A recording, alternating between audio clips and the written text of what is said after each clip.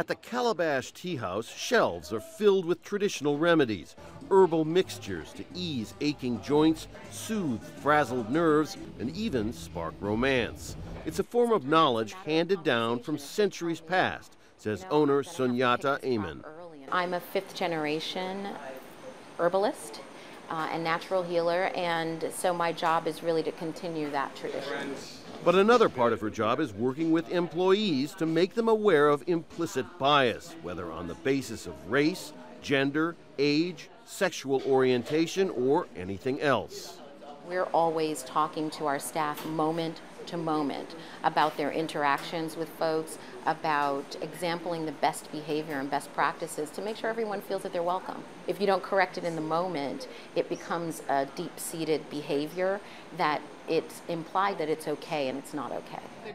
As part of Starbucks' effort to undo the damage its reputation suffered following the widely publicized arrest of 2 black customers at one of its stores, the company is shutting 8,000 shops on May 29th and giving employees a training session on implicit bias and customer service. We are here to make Starbucks a place where everyone feels welcome. Starbucks barred the press from the sessions but released a video showing what employees will be taught.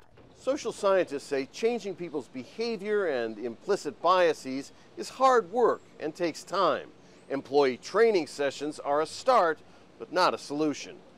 They also say the effort must include specific, achievable goals. Do you have outcomes that would signal that the diversity efforts, inclusion efforts are working? And a lot of times, that's where it stops. People say, well, we just want people to be unbiased. Like, well, that's so nonspecific. How would you ever know if you actually achieved it? Centuries of racial bias and stereotyping have left deeply etched patterns of thought and behavior that are not easily removed. It's a sad result of the stain of racism that's so strongly underneath American culture that we grow up into, and we begin to see certain people as suspicious, other people as less suspicious, certain people as valuable, other people as less valuable.